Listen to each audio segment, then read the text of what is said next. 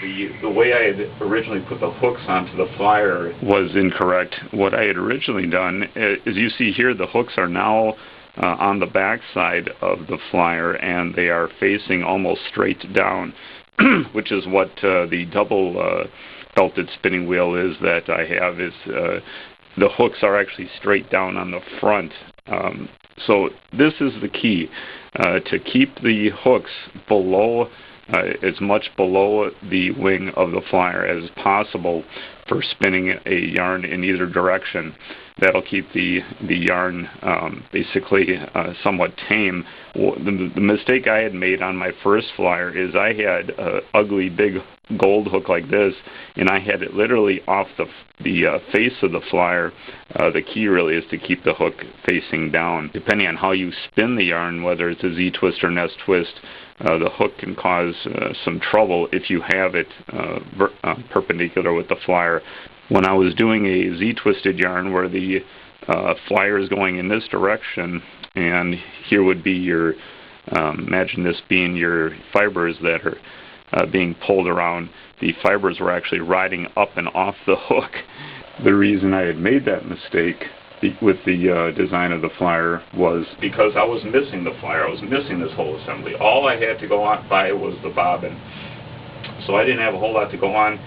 You'll also notice that on the flyer here, it's been shaved down where the fibers come in through the hollow axle of the flyer and run up to the hooks. You don't want any friction between the fibers and the flyer itself. Also, you want to make sure that those hooks, the inside of the hooks, are very smooth. So if you have any corrosion in there, you might want to take some emery cloth and just lightly sand the inside of the hooks. You don't want any friction because that can really cause a drag on the flyer as the fibers go onto the bob. Let's go back to this. Let's go back to this picture here, which now that you kind of know what the parts are. Oh, by the way, this is called the distaff. This large, tall structure here, which would hold onto the fibers. It can spin around, so you can have this part over here, and this is called a lazy Kate. Everyone I'd seen on the internet was a portable lazy Kate. In other words, you could carry it around to wherever you knit, or keep it next to your spinning wheel. I decided to put the lazy Kate on the opposite side of the distaff. Now, this was a picture I'd gotten of a distaff off the internet. You can see it's just very much like the one I've got here. So I kind of modeled mine after it with the bent pieces up here. But as you can see, mine has a center shaft. This one does not. Now, I did see one of these on the internet, but what's unique about this distaff is there's different types of distaffs for the type of fibers that you spin with. This one, which has these bent pieces of walnut over it, which are removable, they're kind of spring-loaded into the upper part here. That was another design of my own. This would be meant for flax seed. In other words, you would drape flax over at the top, and then you would pick strands off one at a time, and it can spin. So you can, although actually I was thinking about possibly making this thing taller so that the fibers wouldn't catch on this center part. If you want to just put wool around here, though, you could remove these bent pieces and put the wool on there. And then over here, the lazy Kate can hold on to different colors of yarn or different types of yarn, and then you can ply them together, by letting them go back into the spinning wheel here. Back here is a tension adjustment. This is actually a large wooden screw that goes way up to here. It goes through the bottom of the mother of all, and that allows you to, with the nut on the bottom here loose, this is a wood nut on wooden threads down here also, but as you tighten up this tension adjustment, that pulls back on the mother of all to get the proper tension onto the belt. Now, as you can see, this is a very thin belt. That's a normal belt. It's only about 1/16 of an inch thick at best. This is a special braided belt. Another small but somewhat significant issue with these two spinning wheels is this mother of all, and that's what they call this gadget, is locked down using this large wooden nut under here. So after you adjust the belt tension using the belt tensioner, you can lock the mother of all into place. Now, what's nice about that is when you're not using a spinning wheel, you should relieve the tension off of the drive belt so that the drive belt doesn't stretch out over time. Now with this spinning wheel, when you're not using it, all you have to do is loosen up that nut, and that relieves the pressure because it allows this whole assembly to tilt forward and relieve the pressure on the belt.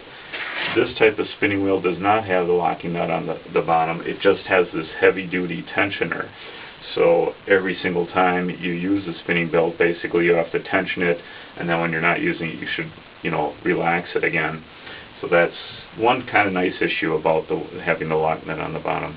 I used a similar stuff, but not the same stuff, a similar, less expensive belting for the brake line. The Lazy Kate up here also has a brake line, so it's an adjustable brake, so that as you wind fibers off, you can adjust that brake to kind of snug up on the pulleys or on the bobbin. I lathed up all these bobbins. All this is my own design. All these parts were lathed up by me. Basically everything you see was lathed up by me, except for this little guy. I don't know where we got that from, but I thought that was kind of a neat thing to put in the center here. Both of these sections with the main support, I think that took about 4 days of work on its own right. But going back to the spinning wheel here, let's start with the main wheel. The main wheel had 2 spokes broken out of it. Luckily, the 2 spokes though that were broken out, I did have in that bag of parts, so I was able to put those back in. But what spokes were left on the wheel were all loose. This whole wheel was just flopping in the supports here. That was one of the first projects I think I had worked on, was to take the wheel out. I basically disassembled it, took all the spokes back out, and a lot of the spokes I had to put, they actually used wooden dowels to hold the spokes into place instead of screws. Problem with the wood dowels is that the glue kind of dried up and went away over the years. So that was the first thing I did, was I repaired the front wheel. That took, I think, 4 to 5 hours just to do all that. The second thing I had worked on was the front axle. Now the original axle it's steel axle or wrought iron, I'm not really sure. It had a square section in the middle, and the carpenter that built this spinning wheel actually squared out the hub of the front wheel. So that square part of the steel axle meshed perfectly with the wood of the wheel, and that way the axle and the wheel would turn as one. Because the crank arm, which you see here, was broken off of the steel axle, I drilled out a hole into the crank, and I put a new piece of steel rod in place of that square axle. I drilled out a hole in the crank arm, put a screw through here, tapped a hole into the new steel rod I had for the front axle, put that all together, and then I peened the front axle with a hammer, just hit it hard to grab onto the screw threads that I had attached the crank arm to it with. After a lot of use and after I was starting to work on this thing, this soft iron crank arm flared out, so that tiny little machine screw that I put through there over time just kind of gave way. I think that happened twice, actually. It broke twice on me, so then I finally decided to, with the third time of putting a screw into it, I decided to braze the crank arm, the crank to the axle. So now it's basically one piece of steel. And then to connect the hub to make the axle turn with the wheel, I actually put a screw which connects the hub directly with that steel axle. So now when the wheel turns, the axle turns, or vice versa.